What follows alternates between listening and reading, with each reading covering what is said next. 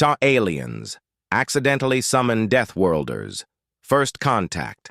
The Zephyrian High Council chamber buzzed with nervous energy as Ambassador Veleth adjusted his ceremonial robes for the third time.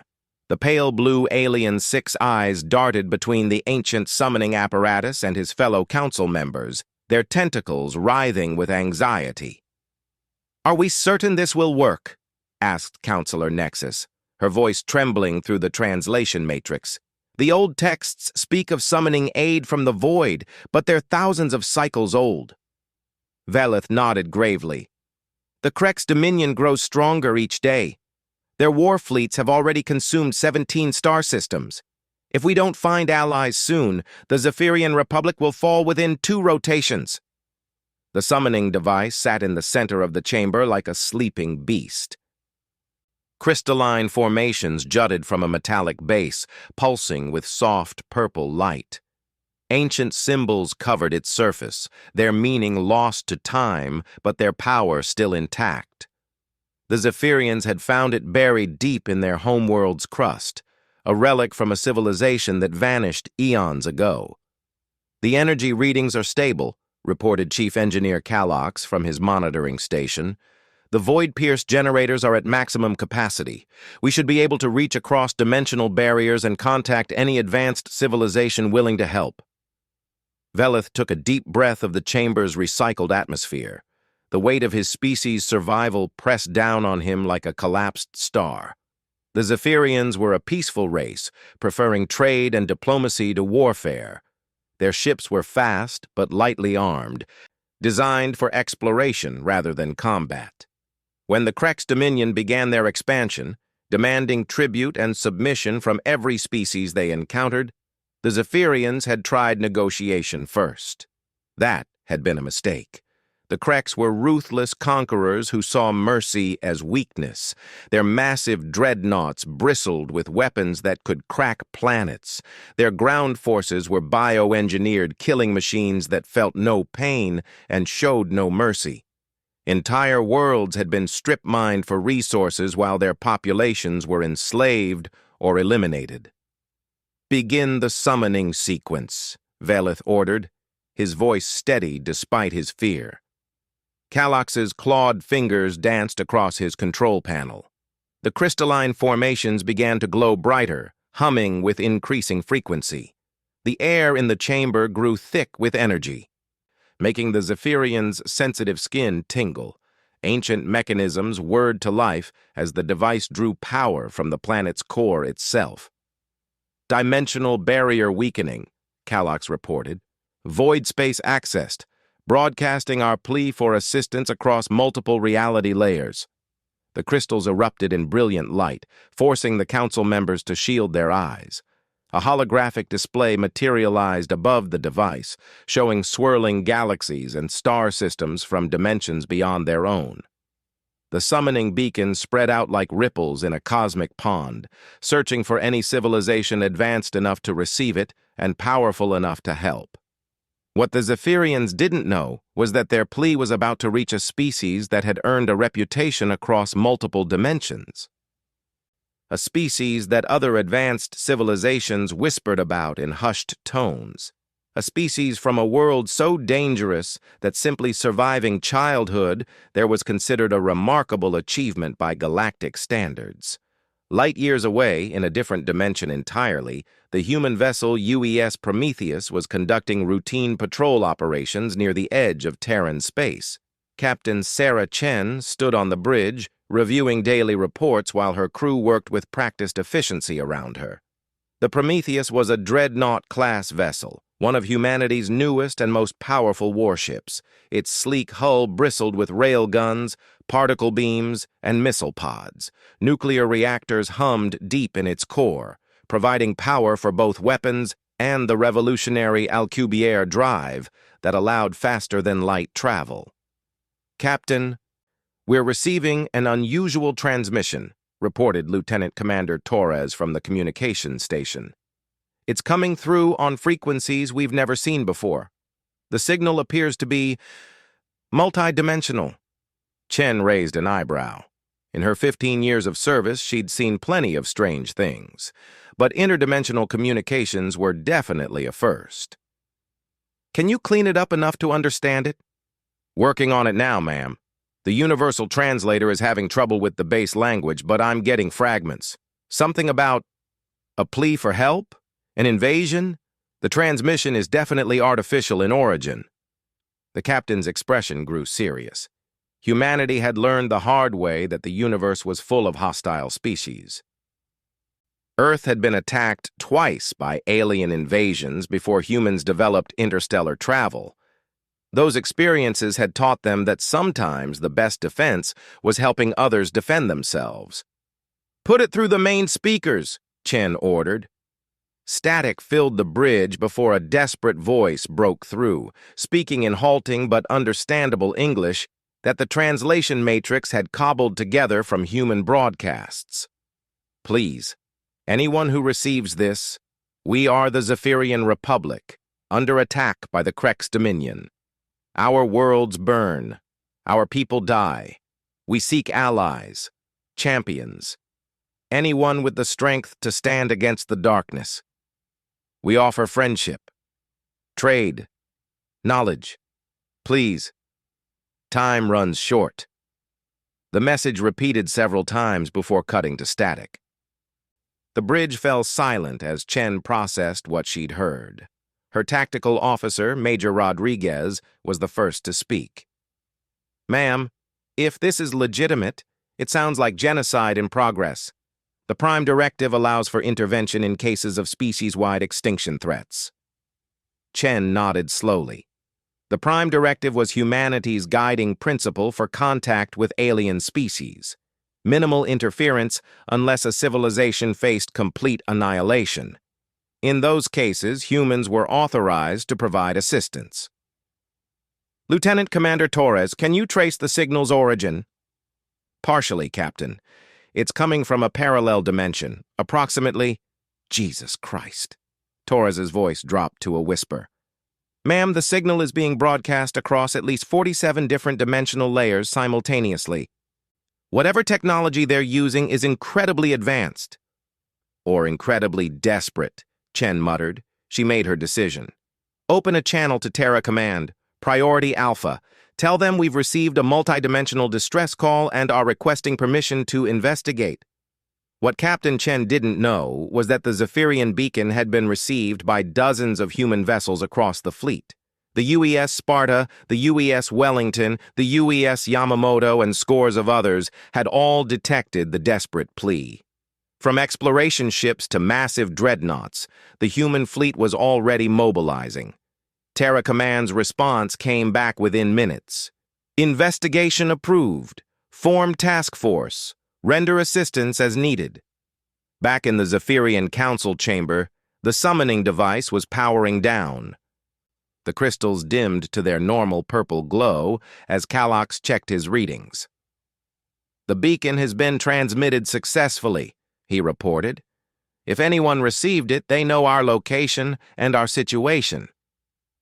"Now we wait," Veleth said, though his voice carried little hope. The Zephyrians had no idea what they'd set in motion.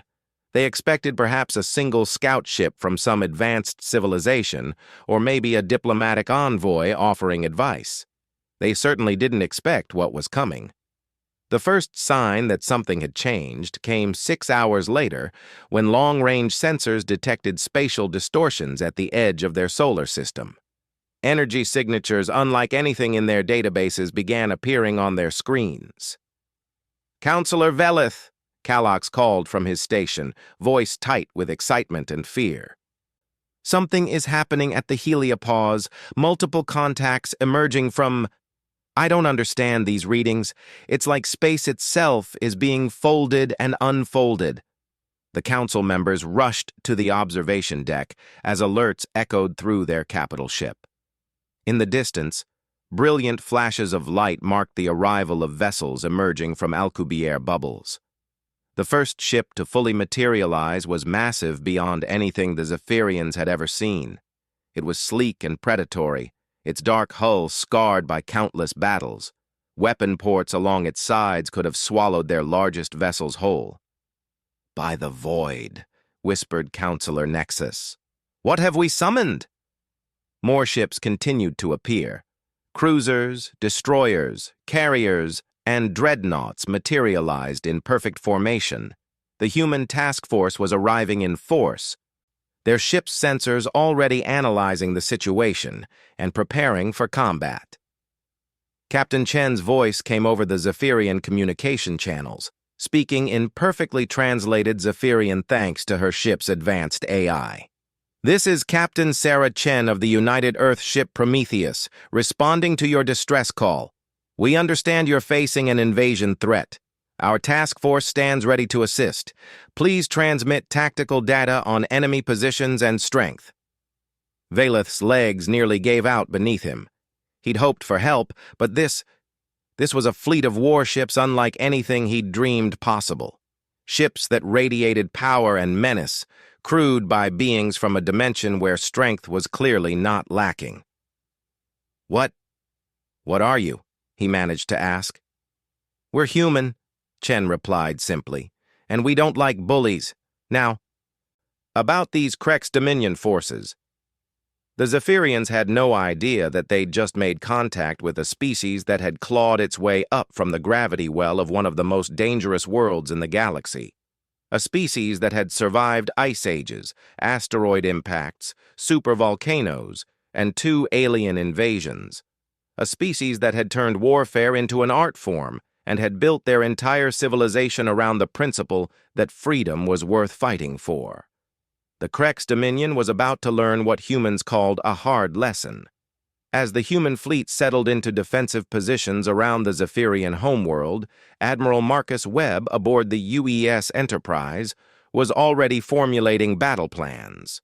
The task force that had responded to the distress call included 43 vessels ranging from fast attack corvettes to massive dreadnoughts. It was enough firepower to level a small moon. "Tactical assessment?" Webb asked his staff. "Sir, preliminary scans show the Krex are using conventional energy weapons and kinetic projectiles. Their ships are heavily armored but lack point defense systems. They seem to rely on overwhelming firepower rather than tactical finesse." Webb smiled grimly. "Classic mistake. They've never faced an opponent that fights back effectively. What's our force composition? 12 dreadnoughts, 18 cruisers, 10 destroyers, and 3 carriers with full fighter complements. All ships are at peak readiness, sir." The Admiral nodded. "Signal the fleet. We're going to show these Krex what happens when you pick on species under human protection. And someone get me a full strategic briefing from our new Zephyrian friends. I want to know everything about our enemies before we start shooting." In the depths of space, sensors detected the approaching Krex invasion fleet. Hundreds of massive vessels were heading toward the Zephyrian homeworld, confident in their upcoming victory. They had no idea that their intended victims had just gained some very dangerous allies. The stage was set for a battle that would echo across dimensions and change the balance of power in multiple galaxies. The Zephyrians had accidentally summoned Deathworlders, and an entire human fleet had responded to their call. The Krex Dominion was about to discover why humans were feared and respected throughout their own dimension. They were about to learn that some species don't just fight to survive, they fight to win. Aliens accidentally summon Deathworlders. The battle begins. The Krex Warlord. Thax stood on the command deck of his flagship, the Bone Crusher, watching his fleet approach the Zephyrian homeworld. Through the reinforced viewports, hundreds of Krex dreadnoughts stretched out in formation like a mechanical plague. Each vessel was a monument to destruction, built with one purpose: to crush resistance and claim territory for the ever-expanding Dominion. Thax's 4 arms moved across tactical displays, while his auxiliary brain processed fleet coordination data. The Krex were a warrior species, evolved from pack hunters on a high-gravity world. Their society was built around conquest, with the strongest rising to command through combat trials.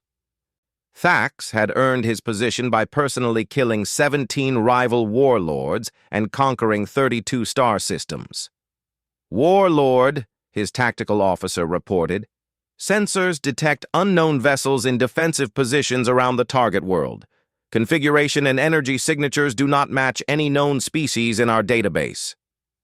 Thax's primary brain focused on the new information while his secondary brain continued fleet operations. On his display, green dots representing human ships appeared scattered around the blue sphere of the Zephyrian homeworld. "How many ships?" Thax demanded. 43 vessels, Warlord, but they are unusual. Their power output readings are significantly higher than anything we've encountered. And their positioning suggests advanced tactical doctrine. The Krex warlord studied the formation with growing interest. His species had conquered dozens of civilizations, and he'd learned to read defensive patterns like an ancient manuscript. Most species clustered their ships together for mutual support, creating strong points that could be overwhelmed with concentrated firepower. Others spread out randomly, hoping to avoid decisive engagement. But this formation was different. The human ships were positioned at precise mathematical intervals, creating overlapping fields of fire while maintaining mobility corridors. It spoke of a military tradition refined through countless battles. "New allies for the Zephyrians?" Thax mused. "No matter. We have 600 vessels to their 43. Numbers will decide this battle." What the Krex warlord didn't understand was that humans had learned warfare in a much harsher school than most species. Earth's gravity was nearly twice that of most inhabited worlds, creating stronger, more resilient beings. The planet's unstable climate had forced rapid adaptation and cooperative strategies. Most importantly, humans had faced extinction multiple times and developed a fighting spirit that simply didn't recognize surrender as an option. Admiral Webb stood in the flag bridge of the UES Enterprise, watching the Krex fleet approach through tactical displays. His staff worked around him with quiet efficiency, coordinating with ship captains and squadron commanders throughout the task force. "Admiral, we're receiving communication from the Krex fleet," reported Commander Walsh from the communications station. "Put them through." The main screen flickered to life, showing Warlord Thak in all his terrifying glory. The Krex leader stood 8 feet tall, his forearms ending in clawed hands designed for tearing flesh. Bone spurs jutted from his shoulders and forehead, while his eyes glowed with predatory intelligence. "Unknown vessels." Thax's voice rumbled through the bridge speakers. "You are interfering with Dominion operations. Withdraw immediately or be destroyed. The Zephyrian Republic has been marked for conquest. Resistance is futile." Admiral Webb stepped forward, his gray hair and weathered face showing the calm confidence of a career military officer. "This is Admiral Marcus Webb of the United Earth Fleet. The Zephyrian Republic has requested our protection. I'm ordering you to withdraw from this system immediately."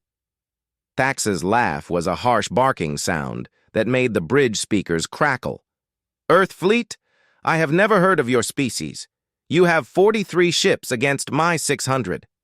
Do your people not understand mathematics?"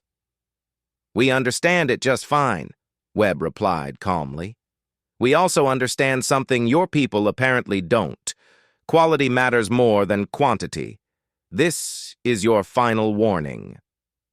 The transmission cut off, leaving the bridge in tense silence. Webb turned to his tactical officer. "Colonel Martinez, give me a full threat assessment." "Sir, the Krex ships are heavily armed with plasma cannons and mass drivers. Their armor is thick but appears to be conventional titanium steel composite.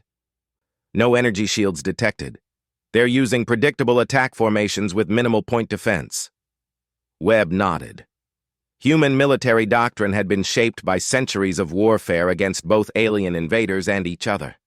They'd learned to maximize technological advantages while exploiting enemy weaknesses. "Signal all ships," Webb ordered. "Execute Battle Plan Omega. All vessels are weapons-free on my command." Throughout the human fleet, Captains received their orders and began final preparations. On the dreadnought UES Sparta, Captain Lisa Rodriguez checked her ship's nuclear arsenal. The Sparta carried enough firepower to sterilize a continent, but she hoped the battle wouldn't require such extreme measures. Captain Chen on the Prometheus was coordinating with her fighter squadrons. The human-designed Raptor fighters were small, but incredibly fast, equipped with fusion torches that could outmaneuver anything the Krex had in their inventory. Meanwhile, on the Zephyrian command vessel, Ambassador Velith watched the approaching battle with a mixture of hope and terror. His sensors showed the massive Krex fleet bearing down on their homeworld, while the small human force maneuvered to intercept. "Counselor," Engineer Kallox reported, "the human ships are moving into attack formation. Their energy signatures are remarkable. I've never seen reactors that efficient." "Can they actually win?" Counselor Nexus asked, her tentacles writhing with anxiety.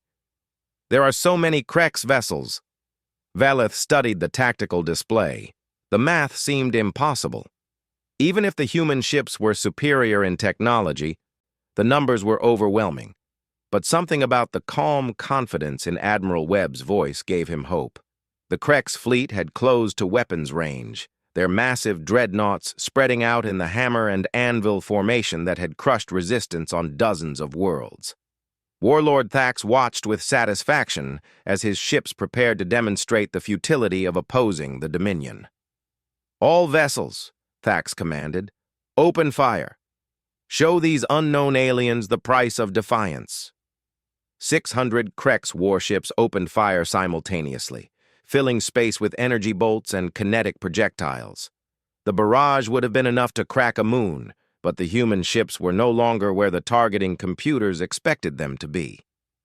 At the moment the Krex opened fire, every human vessel activated their Alcubierre drives in short-range combat jumps.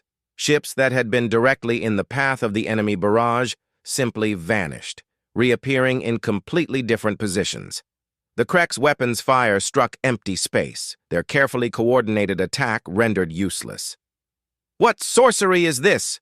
Thax roared as his tactical displays showed the human ships materializing in attack formations around his fleet's flanks. "Return fire," Admiral Webb commanded. The human response was precise and devastating. Instead of the broad energy beams favored by most species, human weapons fired concentrated bursts of particles accelerated to near-light speed. Railguns launched projectiles with such velocity that they punched through Krex armor like paper. Nuclear torpedoes, guided by advanced AI systems, weaved through defensive fire to strike vital ship systems. The UES Prometheus targeted a Krex heavy cruiser, its main guns charging with a whine that could be felt through the ship's superstructure. Captain Chen waited for the optimal firing solution before giving the order. "Fire!" Twin particle beams lanced out from the Prometheus, striking the Krex vessel's reactor housing. The enemy ship's shields flared and died as the beams punched through its hull. Secondary explosions rippled along its length as critical systems failed. Similar scenes played out across the battlefield as human ships demonstrated the devastating effectiveness of their weapons. The Krex had never faced opponents who combined such advanced technology with tactical expertise. But the Dominion forces were far from defeated. Warlord Thax quickly adapted to the new situation, ordering his ships to spread out and engage at close range where the human mobility advantage would be reduced. "All vessels, attack pattern Skullbreaker," he commanded. "Close with the enemy and board their ships. Our warriors will show them the true meaning of combat." The Krex ships surged forward, their massive hulls bristling with weapons. Several human vessels found themselves surrounded as the aliens pressed their numerical advantage. The destroyer UES Hampton was caught between 3 Krex dreadnoughts, its shields failing under concentrated fire. Captain Torres, commanding the Hampton, refused to surrender. "All hands, prepare for ramming speed. If we're going down, we're taking some of them with us." but help came from an unexpected source. The carrier UES Yorktown launched its entire fighter complement, 60 Raptor spacecraft diving into the melee around the Hampton. The fighters were too small and fast for the Krek's weapons to track effectively, but their fusion torches could punch holes in enemy armor. Lieutenant Sarah Kim, leading Raptor Squadron 7, targeted the bridge of the nearest Krek's dreadnought. "Fox 1, Fox 2!" she called, launching a pair of plasma missiles that streaked through space like miniature suns. The missiles impacted the Krek's command section, their plasma warheads vaporizing armor and atmosphere alike. The massive alien vessel began to list as its command crew died in the vacuum of space. Similar dogfights erupted throughout the battle zone as human fighters engaged Krek's escort craft. The aliens had numbers, but the human pilots had training that bordered on the supernatural. They'd learned to fight in the asteroid belts of their home system, where a moment's hesitation meant death. Admiral Webb watched the battle unfold with professional calm. His forces were holding their own, but the Kreks were beginning to adapt. It was time to reveal humanity's ace in the hole. "Signal all dreadnoughts," he commanded. "Prepare Nova-class weapons for firing sequence." Deep in the bowels of human dreadnoughts, technicians armed humanity's most fearsome weapons. Nova-class torpedoes were equipped with antimatter warheads capable of annihilating anything within a 50-kilometer radius. They were weapons of last resort, designed for use against overwhelming odds. The UES Enterprise led the charge, its massive bulk accelerating toward the Krek's fleet's center. The ship's armor was scarred by enemy fire, but its nuclear reactors still hummed with power. Captain Miller brought his vessel to within optimal firing range before arming his Nova torpedoes. "Target acquired," his weapons officer reported. "Firing solution locked." "Fire!" The antimatter torpedo launched from the Enterprise's main tube, its drive systems accelerating it to incredible velocity. Krek's point defense systems tried desperately to intercept the weapon, but it was designed to penetrate even the strongest defenses. The torpedo impacted the Krek's flagship bone crusher amidships, and for a moment the universe held its breath. Then matter and antimatter met in perfect annihilation, releasing energy equivalent to a small star. The explosion vaporized the massive Krek's vessel instantly and damaged dozens of ships around it. Warlord Thax died without ever understanding what had killed him. The destruction of their flagship sent shockwaves through the Krek's fleet. These aliens had weapons that could destroy their largest vessels with a single shot. For the first time in Dominion history, Krek's commanders began to question whether victory was possible. "All ships, fall back to Rally Point 7, ordered Sub-Warlord Grex, assuming command of the battered fleet. "Regroup for second assault." But Admiral Webb wasn't about to give them that chance. "All units, pursue and engage. Don't let them regroup." The human fleet gave chase, their superior speed allowing them to pick off damaged Krek's vessels one by one. The aliens found themselves fighting a running battle against opponents who seemed to anticipate their every move. On the Zephyrian command ship, Ambassador Velith watched in amazement as the tide of battle turned. The humans, outnumbered 15-1, were systematically destroying the Krek's fleet that had seemed invincible just hours before. "How is this possible?" Counselor Nexus whispered. "Their technology, their tactics, they fight like demons." Velith nodded slowly, beginning to understand what they had summoned. These humans weren't just another spacefaring species. They were warriors from a world that had forged them into the perfect fighting force. Every aspect of their military showed centuries of evolution under pressure. The battle raged for 6 more hours before the Kreks finally broke. With their fleet reduced to less than 100 ships, Sub-Warlord Grex ordered a full retreat. The survivors fled toward the edge of the system, hoping to escape before the humans could finish them off. Admiral Webb considered pursuit, but decided against it. His mission was to protect the Zephyrians, not to start an interdimensional war. Let the survivors carry word back to their empire about what happened when you picked a fight with humanity's allies.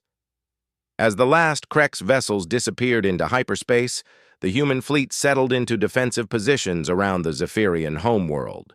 The battle was won, but Webb suspected this was just the beginning of a larger conflict.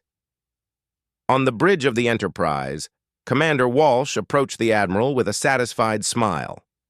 "Sir, preliminary casualty reports. We lost 3 destroyers and 1 cruiser, with moderate damage to several other vessels. Krex losses are estimated at over 500 ships." Webb nodded grimly. Any victory came at a cost, and he'd lost good people today. But the alternative, watching an entire species face genocide, had made the choice clear. "Open a channel to Ambassador Veleth," he ordered. "It's time we had a proper conversation about what comes next." Aliens. Accidentally summoned Deathworlders. New alliances. The conference room aboard the UES Enterprise hummed with tension as representatives from 2 completely different civilizations faced each other across a polished metal table. Admiral Webb sat at one end, flanked by his senior staff, while Ambassador Veleth and his council members occupied the opposite side. Between them lay the fate of multiple star systems and potentially entire dimensions. Veleth's 6 eyes studied the human admiral with mixture of gratitude and unease. These beings had saved his people from annihilation, but their casual destruction of a fleet 600 ships strong raised troubling questions about their true nature. "Admiral Webb," Veleth began, his translator rendering his words in perfect English, "the Zephyrian Republic owes you a debt that can never be repaid. Your people sacrificed their lives to save ours, and we will remember this for all generations." Webb nodded gravely. "Your thanks are appreciated, Ambassador. But let's be clear about something. We didn't come here out of pure altruism. Humanity has learned that allowing aggressive empires to expand unchecked eventually becomes everyone's problem. The Krex Dominion represents a threat to peaceful civilizations throughout this dimensional cluster." Engineer Calox leaned forward, his tentacles curling with curiosity. "Admiral, if I may ask, what kind of world produces warriors like your people? Your tactics, your weapons, your efficiency in combat? It's unlike anything in our databases." Captain Chen, who had been invited to the diplomatic meeting due to her role in the battle, spoke up. "Earth is what galactic classification systems call a death world, Engineer Calox.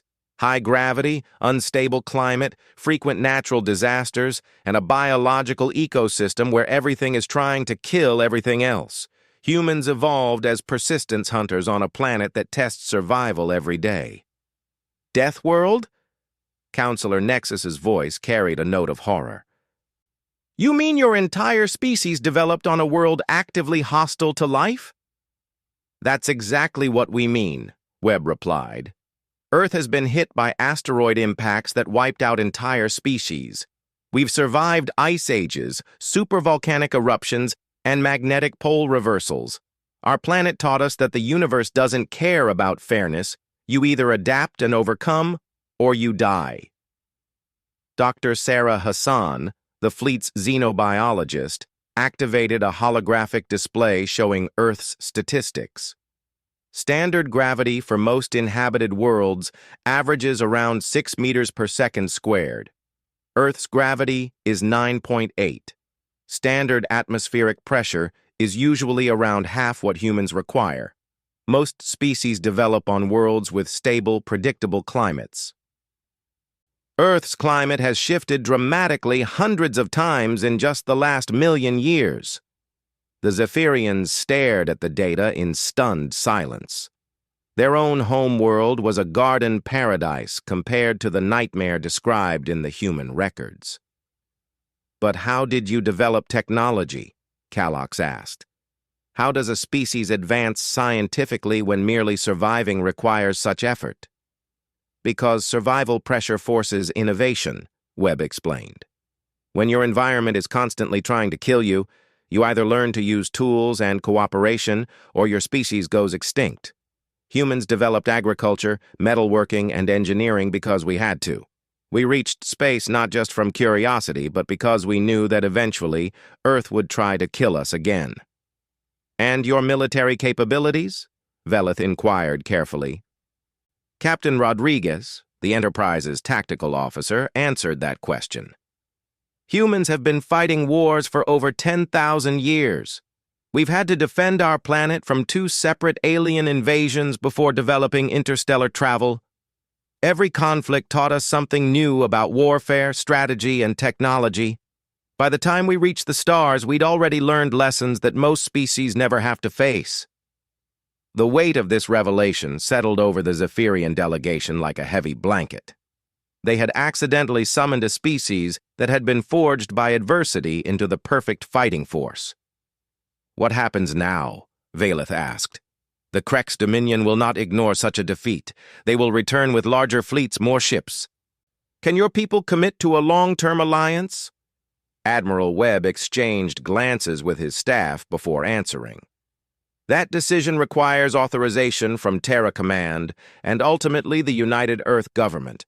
But I can tell you this, humanity has a principle called the Monroe Doctrine. We don't tolerate aggressive empires threatening our allies or our interests. However," Webb continued, "any alliance must be mutual. What can the Zephyrian Republic offer in return for human protection?" Engineer Calyx's tentacles writhed with excitement. "Admiral, our summoning technology represents scientific breakthroughs that could revolutionize interdimensional travel.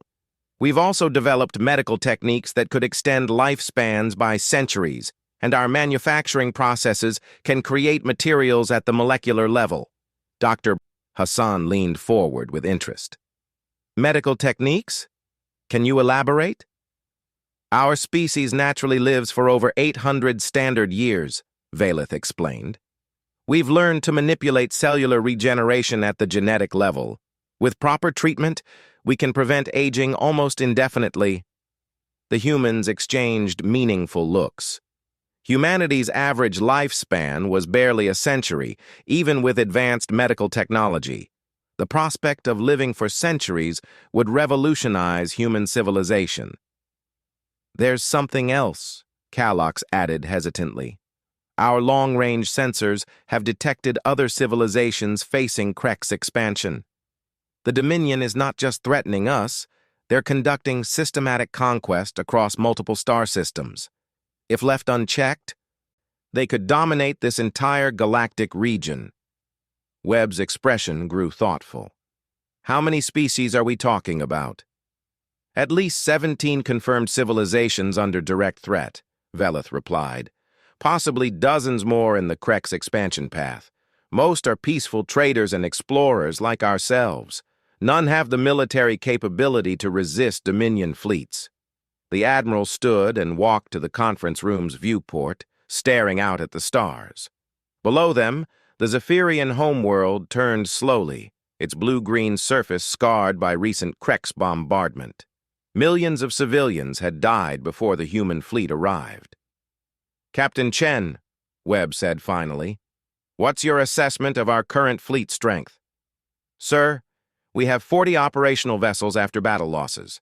Ammunition is at 70%, but we can resupply from our carrier stores. All ships are combat ready, but we'd need reinforcements for extended operations." Webb nodded. "Ambassador Veleth, I'm going to propose something unprecedented. The human fleet will remain in this system to protect your people while we establish formal diplomatic relations. In exchange, you'll provide us with complete intelligence on Krex operations, technological specifications for your summoning device, and access to your medical research." "Agreed immediately," Veleth replied without hesitation. "But here's the important part," Webb continued. "I want you to contact every threatened species in this region. Offer them the same deal: human protection in exchange for technological sharing and mutual defense agreements. It's time to build a coalition strong enough to stop the Krex permanently." The Zephyrian ambassador's eyes widened. You're proposing to unite dozens of species against the Dominion? Admiral, such an alliance would require enormous resources and coordination. Ambassador, Webb said with a slight smile, you summoned Deathworlders. We specialize in impossible tasks. Over the next several weeks, the human fleet established defensive positions throughout the Zephyrian system, while diplomatic missions reached out to threatened civilizations. The response was immediate and overwhelming. 17 species requested human protection within the first 10 days. Captain Chen found herself commanding a multi-species task force unlike anything in galactic history. The graceful vessels of the ethereal collective shared space lanes with the crystalline ships of the Silicon hegemony. Insectoid traders from the Hive Consortium worked alongside gaseous beings from the nebula states. Each species brought unique technologies and capabilities to the Alliance. The Ethereals contributed advanced sensor arrays that could detect Krex fleets at incredible distances. The Silicon hegemony provided computing power that enhanced human tactical systems beyond imagination. The Hive Consortium offered biotechnology that could repair battle damage almost instantly. But it was human military doctrine that bound them together. Admiral Webb established the Combined Fleet Command, with human officers training alien crews in coordinated warfare tactics. Species that had never worked together learned to fight as a unified force. The transformation was remarkable. The Zephyrian engineer Kalox worked with human technicians to modify their summoning device into a faster-than-light communication system. Instead of reaching across dimensions, it could now coordinate fleet movements across vast distances in real time. Dr. Hassan collaborated with ethereal biologists to develop medical treatments that extended human lifespan while enhancing alien physiology. The research promised to benefit every species in the Alliance. Most importantly, human strategic planners began developing offensive operations against Krex territory. The Dominion had grown powerful by picking off isolated civilizations one at a time. They'd never faced a coordinated response from multiple species. The first test of the new alliance came 6 months after the initial battle. Krex scouts probed the outer edges of Coalition space, testing defenses and gathering intelligence. They found something completely unexpected: patrol fleets combining human firepower with alien technology, all coordinated through communication systems that couldn't be jammed or intercepted. When Sub-Warlord Grex led a revenge expedition back to Zephyrian space with 300 ships, he found not 43 human vessels, but a combined fleet of over 200 ships from a dozen different species. The battle lasted less than 4 hours. Krex forces found themselves outmaneuvered, outgunned, and completely overwhelmed by tactics they couldn't understand. When Grex finally ordered retreat, only 37 of his ships made it to hyperspace. The message was clear: the age of easy conquest was over. In the depths of Krex space, the Supreme Warlord Thex received reports of the defeats with growing concern. The Dominion had built its empire on the assumption that no combination of lesser species could threaten their military supremacy. But these humans had done the impossible. They'd united peaceful civilizations into an effective fighting force. "Warlord," his intelligence officer reported, "our surviving ships describe weapons and tactics completely outside our experience. The humans appear to have developed warfare into a science more advanced than our own." Thex studied tactical reports from the failed expeditions: human ships that could teleport during combat, weapons that could annihilate dreadnoughts with single shots. Most disturbing of all, coordination between multiple species that should have been impossible to achieve. "Summon the War Council," Thex ordered. "If these humans want a war, the Dominion will give them one they'll never forget." But what the Supreme Warlord didn't understand was that humanity had already won the most important battle. They'd proven that cooperation could triumph over conquest, that diverse civilizations could work together for mutual defense. The alliance forged in desperation had become something greater, a galactic federation dedicated to protecting freedom and promoting peace. The Zephyrians had accidentally summoned Deathworlders, but they'd gained something infinitely more valuable, friends willing to stand with them against any threat. As Admiral Webb stood on his flag bridge watching the combined fleet conduct training exercises, he reflected on how much had changed. 6 months ago, these species had been isolated and vulnerable. Now they formed the core of the strongest military alliance this galaxy had ever seen. The Krex Dominion would return eventually. When they did, they'd face not just human ships, but the combined might of dozens of civilizations united in common cause. It would be a battle to determine the future of the galaxy, and Admiral Webb was looking forward to it. In the conference room where it all began, Ambassador Veleth met with the human diplomatic team to sign the final articles of the Galactic Defense Alliance. The document established formal procedures for mutual defense, technology sharing, and collective decision-making. "Admiral," Veleth said as he affixed his signature, "when we activated that summoning device, we expected perhaps a single ship to answer our call. We never imagined we were starting a revolution." Webb smiled as he signed his own name to the historic document. "Ambassador, you did something your people thought was impossible. You reached across the void and found allies when you needed them most. Sometimes the universe rewards that kind of courage." Outside the viewport, ships from 17 different civilizations flew in perfect formation, their crews working together as if they'd been allies for centuries. The Zephyrians had summoned Deathworlders in their darkest hour. They'd gotten something even better. They'd found humanity.